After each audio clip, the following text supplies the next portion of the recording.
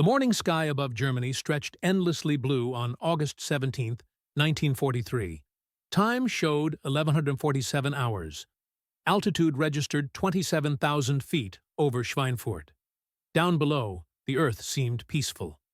Up here, death was coming. German pilots climbing through the cloud layers felt confident. Their Focke-Wulf 190s and Messerschmitt 109s had been destroying American bombers for months. Easy victories, predictable outcomes. Intelligence reports confirmed what every Luftwaffe pilot knew. Allied fighters couldn't reach this deep into Germany. The mathematics were simple. Fuel capacity limited range. Distance meant safety. What emerged from those clouds would shatter everything they believed about American air power. The Republic P-47 Thunderbolt rose to meet them. 7 tons of aircraft. 7 tons of trouble the Germans never saw coming. Luftwaffe pilots had mocked this fighter for months. They called it Der Jug. The bulbous fuselage looked clumsy. The massive weight seemed impossible for air combat. Intelligence assessments dismissed it as too heavy, too crude, too American. Within months, they would learn another name. Der Höllenjäger, the Hell Hunter. This massive machine carried an engine producing more horsepower than any German aircraft possessed. That power plant would transform strategic bombing. It would break the Luftwaffe's back in ways no Allied planner initially envisioned. The intelligence failure ran deeper than anyone realized. Spring 1943. Analyses had concluded that effective fighter escort deep into German territory was impossible. The mathematics seemed unbreakable. Existing Allied fighters barely reached the German border. The Spitfire ran out of fuel quickly. The P-38 Lightning had limited range.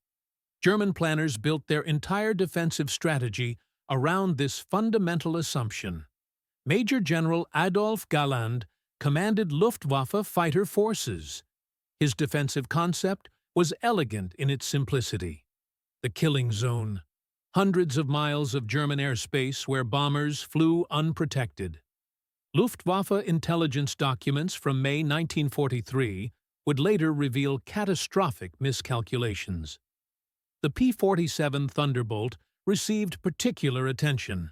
Their conclusions proved devastatingly wrong. German intelligence estimated the P-47's combat radius at approximately 175 miles. Barely enough to reach the Dutch coast. Their analysis focused obsessively on weight. Fully loaded at 17,500 pounds, the Thunderbolt weighed nearly twice as much as a Messerschmitt Bf 109G. German engineers calculated performance based on photographs and pilot reports. Such a heavy aircraft would be sluggish in combat. Fuel consumption would make deep penetration impossible.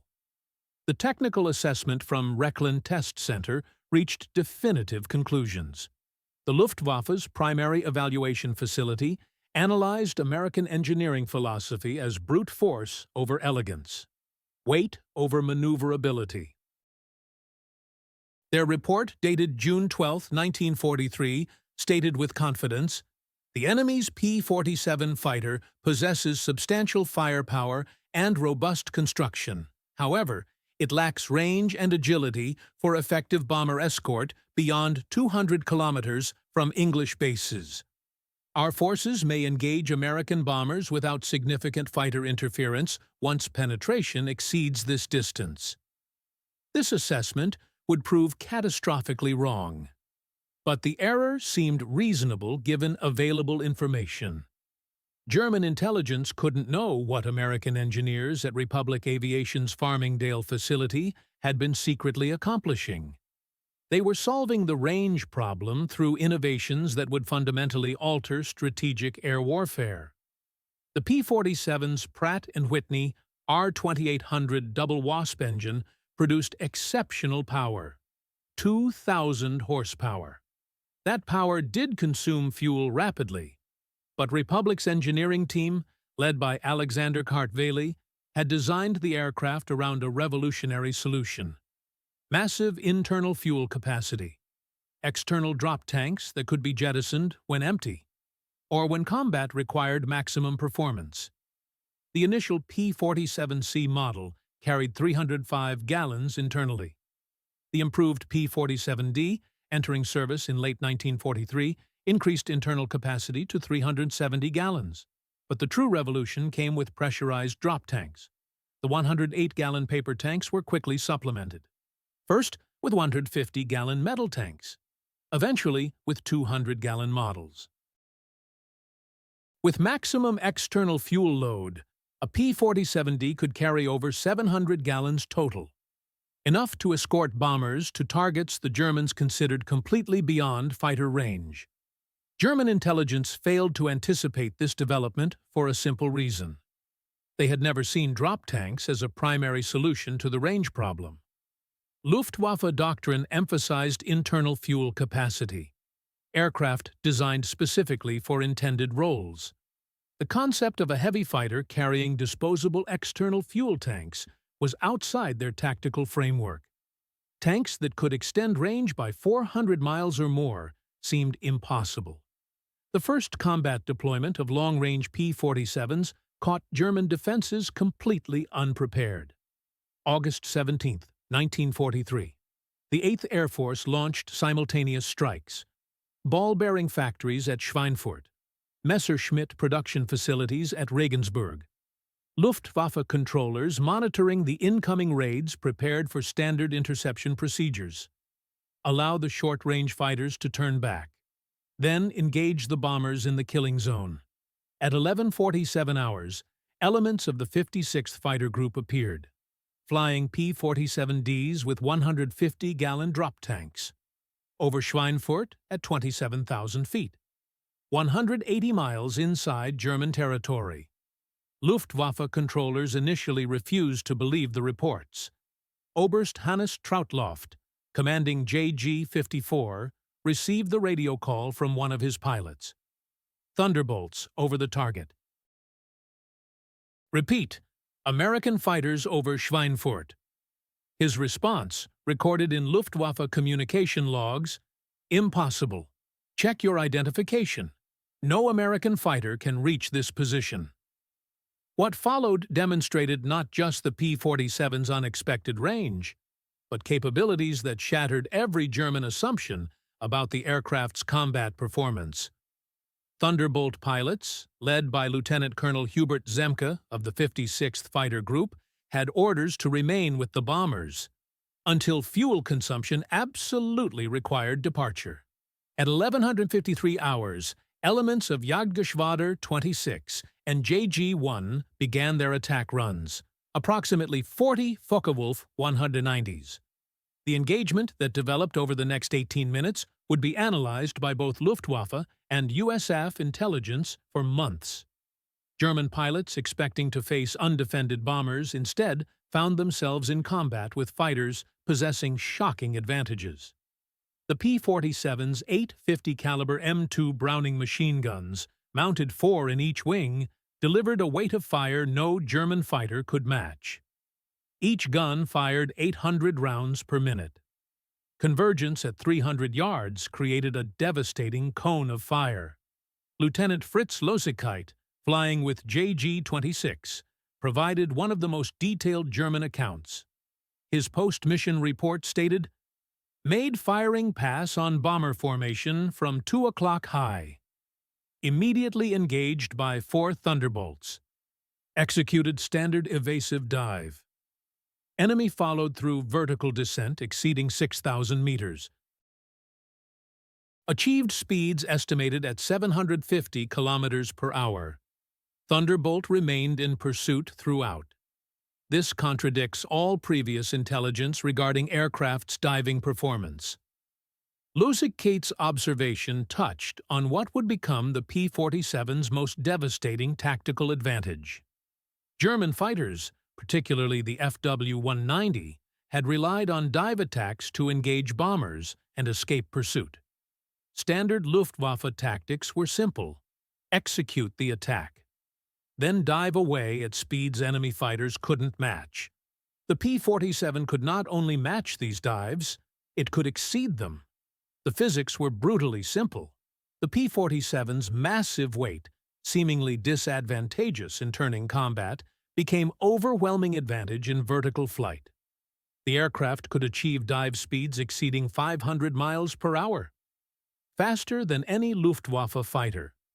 German pilots attempting their standard escape dives found Thunderbolts accelerating after them, closing distance, bringing those 50-caliber guns to bear. Oberst Josef Priller, commanding JG-26, filed an urgent tactical assessment that evening. Enemy P-47 fighters demonstrated unexpected capabilities.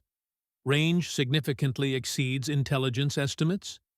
Aircraft maintains combat effectiveness at altitudes exceeding 8,000 meters. Most critically, diving speed equals or exceeds our own aircraft. Recommend immediate revision of engagement doctrine. Previous assumptions regarding Thunderbolt limitations are incorrect. The engagement over Schweinfurt on August 17th resulted in 7 Luftwaffe fighters confirmed destroyed, 4 probables, against 2 P-47s lost.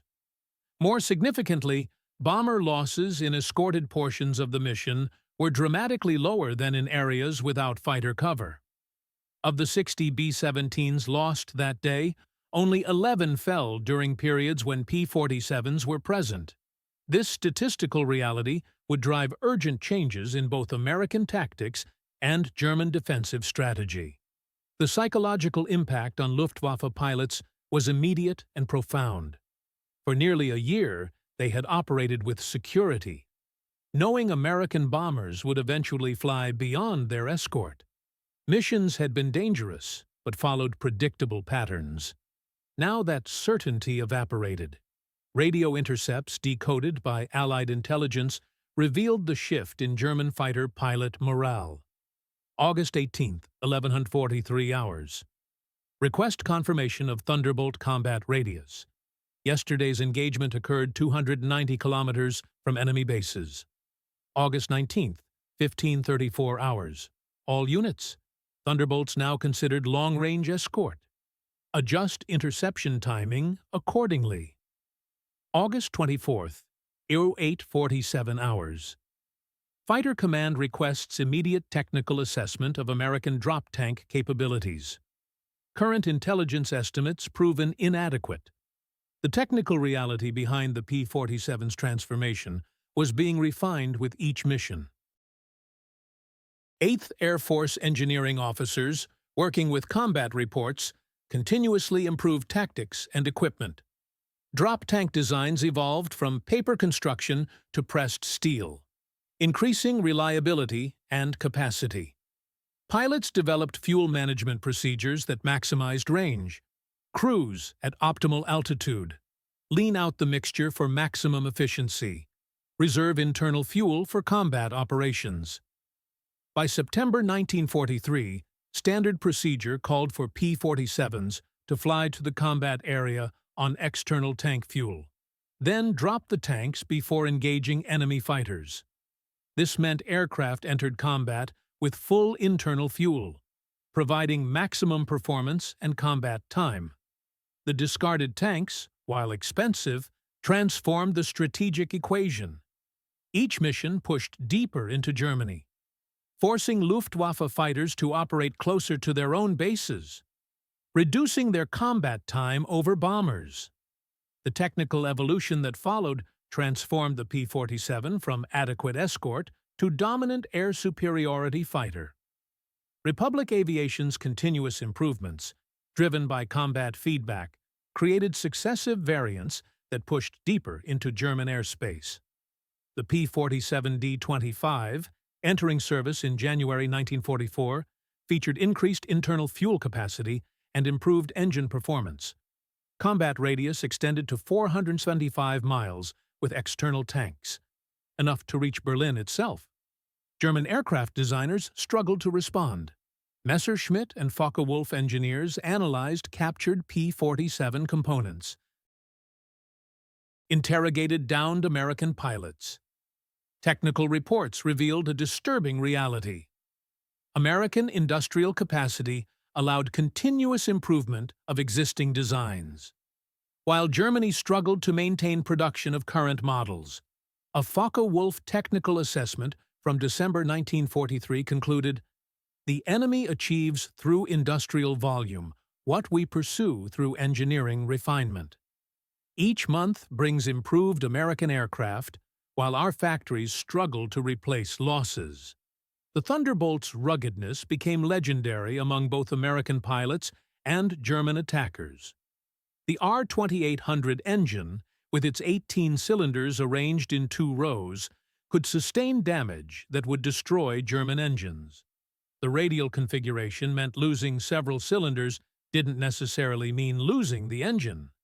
Combat reports documented P-47s returning to base with massive battle damage, cylinders shot away, oil lines severed, cowling shredded, yet still flying.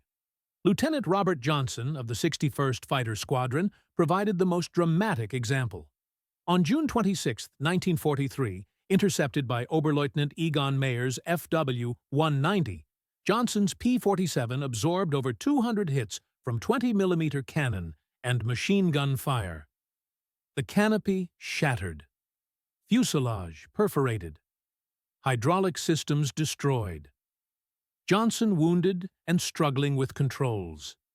He managed to fly the crippled Thunderbolt back across the Channel to England. The aircraft, later examined by Republic engineers, showed structural damage that should have been catastrophic. Yet the massive airframe had absorbed punishment that would have disintegrated lighter fighters. German intelligence reports from mid-1944 reflected growing frustration with Thunderbolt resilience. Major Heinz Baer, a 220 Victory ace, filed an assessment that circulated through Luftwaffe Fighter Command. Engagement with P-47 requires ammunition expenditure 3 times greater than against Spitfire or P-38. Aircraft structure absorbs damage without critical failure.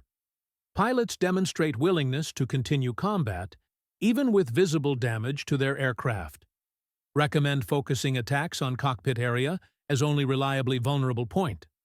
The strategic impact multiplied as P-47 numbers increased.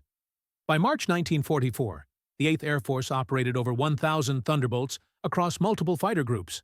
The 4th, 56th, 78th, 352nd, 353rd, 356th, 359th, 301st, and 479th fighter groups all flew P-47s, creating an escort force that could protect bomber streams throughout their missions into Germany. Luftwaffe fighters, forced to engage through screens of Thunderbolts, suffered escalating losses. The numerical advantage compounded technical superiority. German fighter pilots faced impossible mathematics. Even achieving favorable kill ratios meant nothing. American production replaced losses within days. Luftwaffe replacements took weeks or months. A captured Luftwaffe personnel report from April 1944 documented the crisis. Pilot losses exceed replacement rate by 40%. Experienced pilots being lost faster than training pipeline can replace. American fighter opposition now includes aircraft types and quantities that make successful bomber interception nearly impossible without prohibitive casualties. The P-47's 850 caliber machine guns proved devastating in combat. Each gun carried between 267 and 425 rounds, depending on position, providing approximately 30 seconds of total firing time. The convergence point, set at 300 yards, created a lethal cone where all 8 guns' fire intersected. Pilots who achieved proper position and trigger discipline could destroy German fighters with single bursts. Gun camera footage analyzed by both American and German intelligence showed the destructive effect. Bf-109s and FW-190s literally disintegrating under concentrated fire. The psychological warfare extended beyond simple combat. The distinctive sound of the P-47's turbo supercharger became an audio signature German troops learned to recognize. The high-pitched whine, audible even above other engine noise, announced the Thunderbolts' presence before visual contact. Radio intercepts captured Luftwaffe ground controllers warning fighter pilots. Achtung! Turbo-supercharger sounds detected. Multiple Thunderbolts in Sector 7. The transformation of American fighter tactics reached maturity in early 1944 with the introduction of the fighter sweep. Rather than simply escorting bombers, P-47 groups began ranging ahead of bomber streams, actively hunting Luftwaffe fighters before they could organize attacks. This tactical evolution exploited the Thunderbolt's extended range while leveraging its superior high-altitude performance. Major General William Kepner, commanding the 2nd Fighter Command, issued his famous directive in January 1944. Our mission is to destroy the German Air Force wherever we find them. In the air, on the ground, wherever we find them. The best way to protect our bombers is to destroy the enemy fighters before they can attack.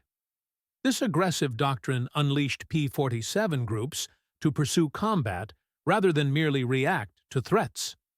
The results were catastrophic for the Luftwaffe. On February 20, 1944, during big week operations targeting German aircraft production, 8th Fighter Command claimed 61 enemy aircraft destroyed. The 56th Fighter Group alone, led by Colonel Hubert Zemke, accounted for 18 confirmed kills. German loss records examined after the war confirmed 58 fighters destroyed that day. Losses the Luftwaffe could not sustain. The ground attack capability of the P-47, initially an afterthought, evolved into a primary mission. The aircraft's ability to carry up to 2,500 pounds of bombs or 10 5-inch rockets, combined with its .50 caliber guns, made it a devastating ground attack platform. Pilots developed tactics for striking German airfields, rail yards, and supply columns. The heavy construction that made the P-47 resilient in air combat proved equally valuable during low-level attacks through intense flak.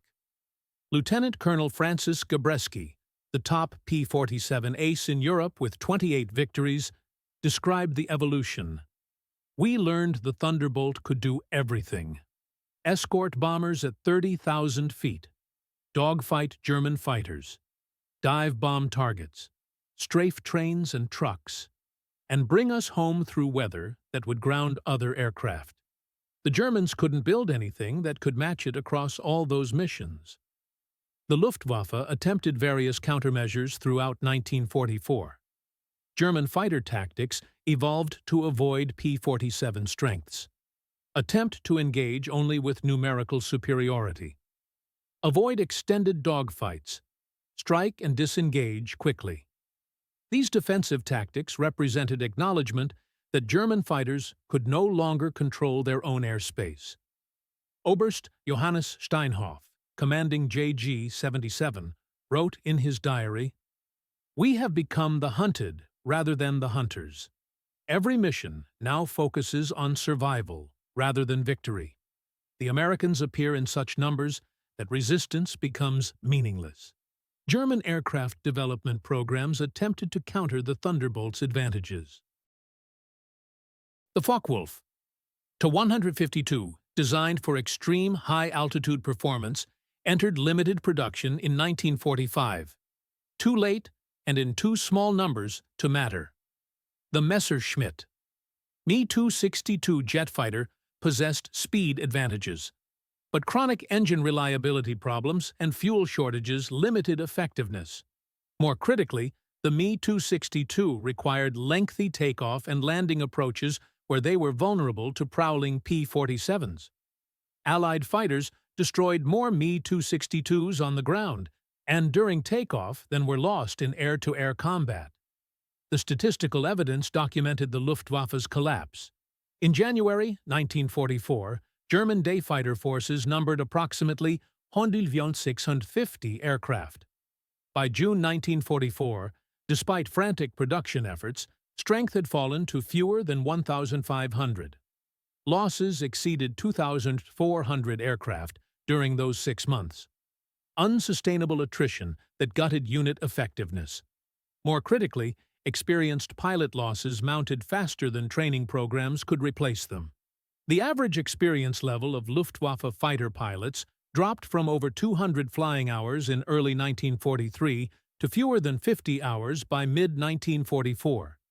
American P-47 production, meanwhile, reached industrial-scale proportions Germany could not match. Republic Aviation's Farmingdale and Evansville plants, combined with Curtiss Wright's Buffalo facility, produced 15,683 P-47s during the war. At peak production in 1944, factories delivered over 1,200 Thunderbolts per month. This industrial tsunami meant every P-47 lost in combat could be replaced within days. While Luftwaffe losses created permanent gaps in defensive coverage, the escort missions demonstrated the maturation of American strategic bombing doctrine. By mid-1944, bomber formations regularly penetrated to Berlin, Peenemünde, Schweinfurt, Regensburg, and other critical targets with P-47 escort for most of the mission. The addition of P-51 Mustangs for maximum range escort created layered defense. P-47s dominated initial and intermediate portions of missions, while Mustangs continued to target and back. The human cost of P-47 dominance manifested in ways both American and German records documented. Luftwaffe pilot memoirs and post-war interrogations revealed the psychological impact of facing an opponent with overwhelming numerical and technical advantages. German pilots described the despair of watching American formations that blackened the sky, knowing every engagement meant facing fighters they could neither outrun nor outlast. Hauptmann Heinrich Erler, who survived the war with 208 victories, recorded in his diary the evolution of German fighter pilot morale. March 1944. Today we engaged perhaps 50 Thunderbolts escorting bombers to Brunswick. We were 12 aircraft. The mathematics of survival have become impossible. May 1944. Lost 3 pilots today. All experienced men we cannot replace. The Americans lose 10 times our numbers but replace them the next day. We are fighting arithmetic, not just airplanes. The physical toll on Luftwaffe pilots became severe as sortie rates increased and rest periods decreased. German fighter pilots flew multiple missions daily, often without adequate maintenance support or sufficient fuel for training flights. American pilots, by contrast, operated from well-supplied English bases with extensive maintenance support. Regular rest rotations, comprehensive training programs that produced steady streams of replacement pilots. The P-47's role expanded dramatically during the D-Day invasion on June 6, 1944. Thunderbolt groups provided continuous air cover over the Normandy beaches, flew armed reconnaissance missions behind German lines, established air superiority that prevented effective Luftwaffe interference with the invasion. The 18 P-47 groups operating from England flew over 1,240 sorties on D-Day alone, creating an aerial umbrella that protected the vulnerable landing forces. Colonel Zemke's 56th Fighter Group demonstrated the P-47's versatility during Operation Overlord. On June 7th, the group flew 4 separate missions: dawn patrol over the beachhead, mid-morning escort for bombers attacking road junctions, afternoon armed reconnaissance seeking German armored columns, evening combat air patrol. The Thunderbolts destroyed 11 German fighters, bombed 3 bridges, strafed numerous vehicles, all while maintaining protective coverage over Allied ground forces. The Luftwaffe's attempted response to the invasion demonstrated their depleted state. German fighter forces managed only 319 sorties on D-Day against over 14,000 Allied sorties. Oberst Josef Priller's famous lone attack on Sword Beach, immortalized in The Longest Day, occurred partly because his unit, JG-26, could muster only 2 serviceable fighters that morning. The entire Luftwaffe day fighter force in France numbered fewer than 300 operational aircraft on June 6, facing over 5,000 Allied fighters, including 18 P-47 groups. The ground support mission revealed another dimension of the Thunderbolts' impact. Throughout the Normandy campaign and subsequent operations across France, P-47s served as flying artillery, destroying German armor, vehicles, and fortifications. The 50-caliber API, armor-piercing incendiary, ammunition, could penetrate light armor and set vehicles ablaze. Rockets and bombs demolished hardened positions. German ground forces learned to fear the appearance of Thunderbolts as much as their fighter pilots did. General Dwight Eisenhower, Supreme Allied Commander, specifically praised the P-47's contribution in his post-invasion assessment. The Thunderbolt fighter bombers proved invaluable in supporting ground operations. Their ability to deliver heavy ordnance while also providing air cover created a level of tactical air support unprecedented in military operations. German forces were effectively pinned down during daylight hours, unable to maneuver or resupply without risking devastating air attacks. The final months of 1944 saw P-47s operating with near impunity over German territory. Luftwaffe day fighter forces, decimated by losses and fuel shortages, could rarely contest American air superiority.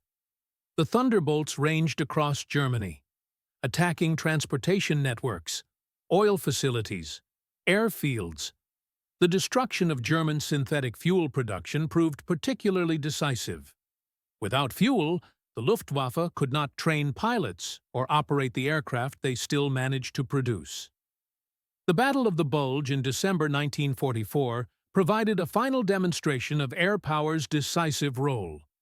When weather cleared on December 23, allowing air operations, P-47s and other Allied fighters savaged German armored columns advancing through the Ardennes.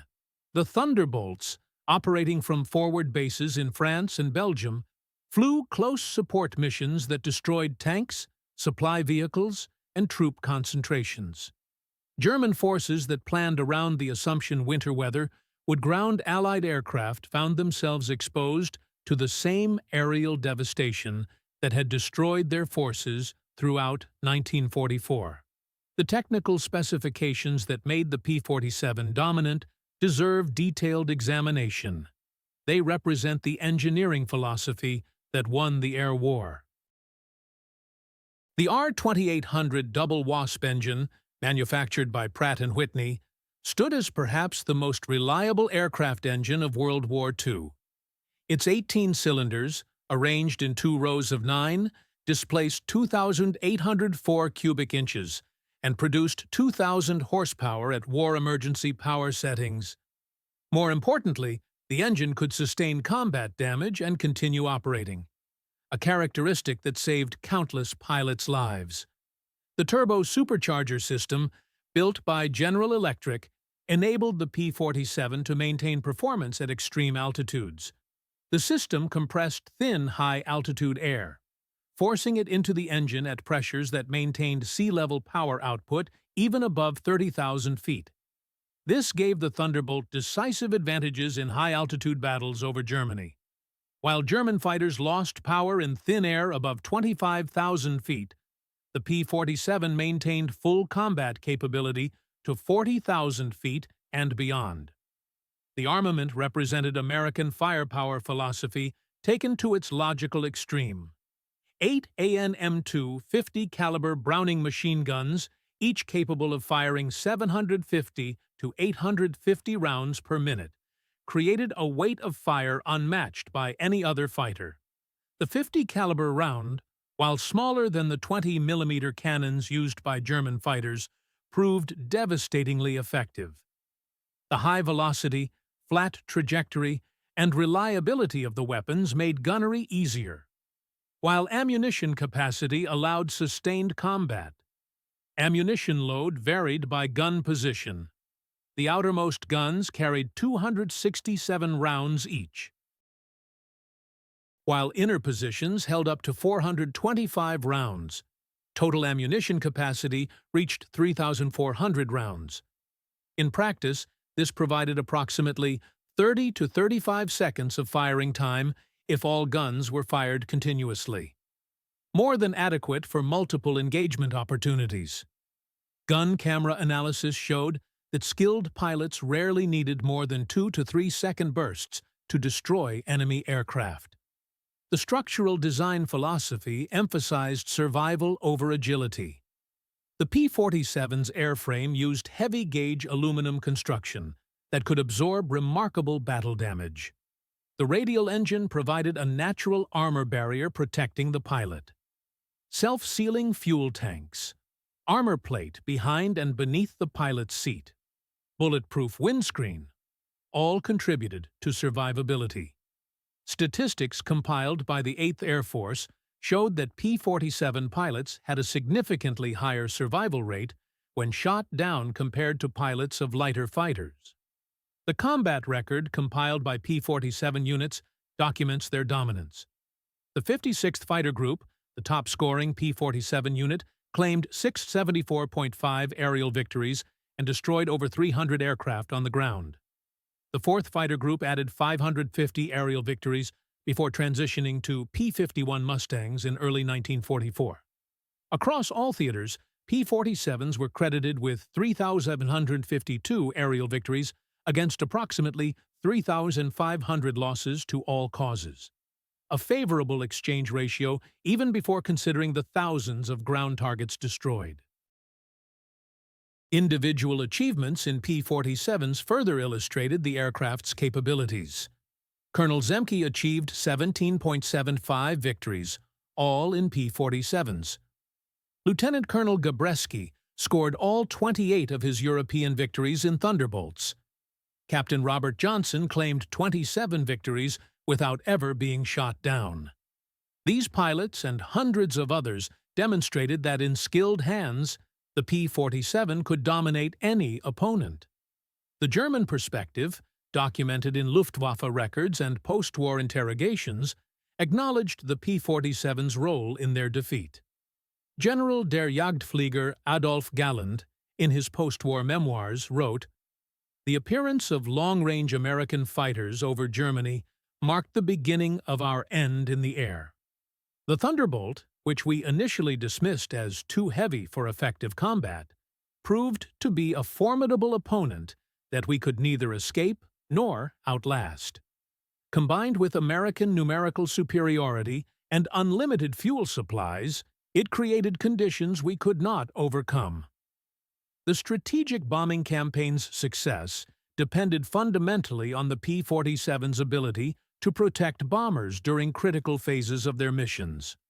While the P-51 Mustang received more publicity for its longer range, the P-47 bore the burden of establishing air superiority during the crucial period of 1943-1944. Without the Thunderbolt's ability to escort bombers deep into German territory and dominate German fighters in combat, the strategic bombing campaign might have failed. The industrial achievement represented by P-47 production matched its combat success.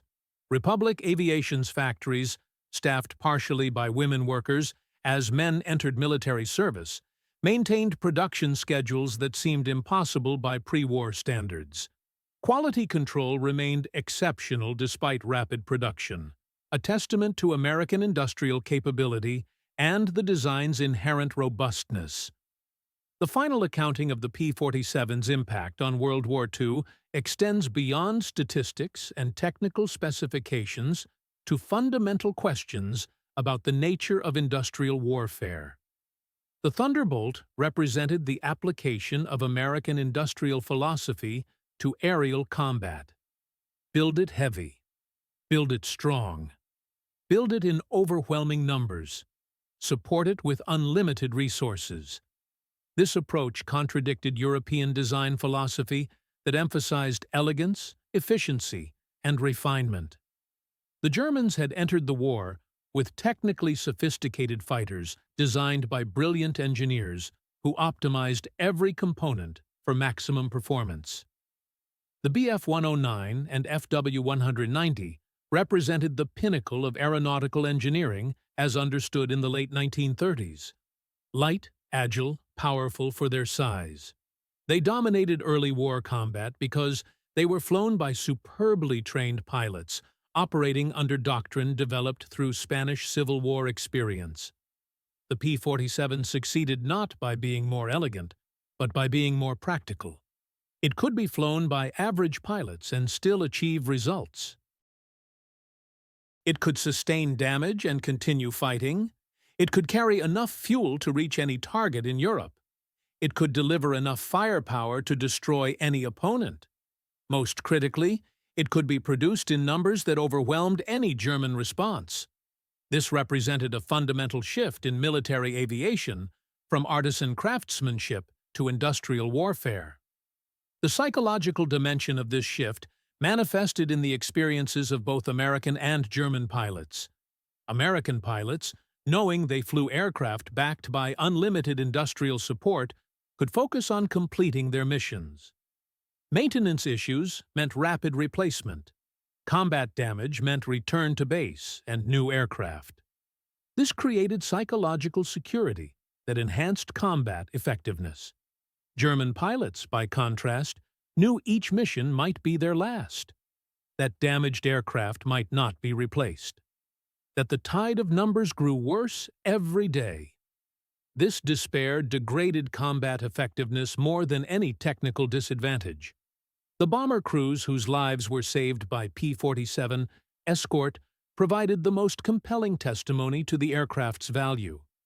8th Air Force bomber losses dropped dramatically when escort range extended. Before long-range fighters, bomber crews faced near-suicidal odds on deep penetration missions. With P-47 escort, survival rates improved dramatically. Tens of thousands of American airmen survived the war because Thunderbolts kept German fighters away from their bombers. The post-war career of the P-47 demonstrated its fundamental soundness.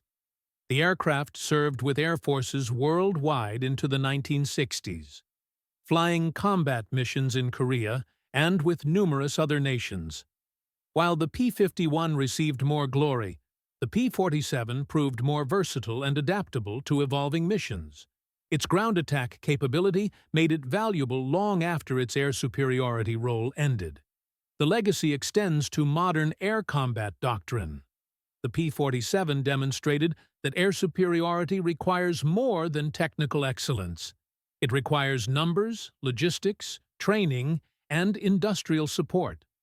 Modern air forces still grapple with balancing aircraft sophistication against procurement numbers. The P-47's lesson remains relevant. Sometimes the adequate aircraft available in quantity defeats the perfect aircraft available in limited numbers. The German expectation that American fighters couldn't reach Germany proved catastrophically wrong because it underestimated American engineering ingenuity and industrial capacity. The Luftwaffe planned for the war they expected to fight. While American forces created the war, they needed to win. The P-47 Thunderbolt, dismissed as too heavy and too short-ranged, became the instrument that broke German air power and enabled Allied victory in the skies over Europe.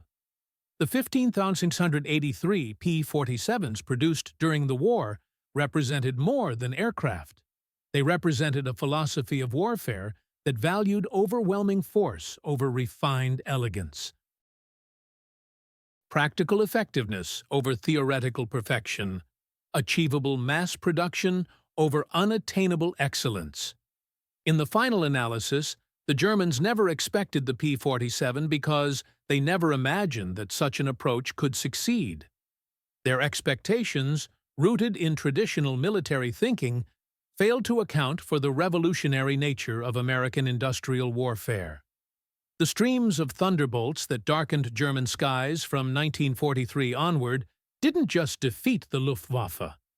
They demonstrated that modern warfare belonged to those who could harness industrial capacity to military purpose. The psychological impact of facing endless American formations, each loss replaced within days, each pilot backed by unlimited fuel and ammunition, proved as decisive as any technical advantage. Victory belonged not to the most sophisticated fighter, but to the nation that could build adequate fighters in overwhelming numbers and support them with unlimited resources. The final mission flown by 8th Air Force P-47s occurred on May 7, 1945, the day before Germany's surrender. Even in victory, Thunderbolts patrolled German skies. A fitting conclusion to the aircraft that had transformed air warfare and shattered every German expectation about American fighter capabilities. The Hell Hunters had earned their name. The Luftwaffe had learned too late that American industrial might, properly applied, could overcome any defensive strategy.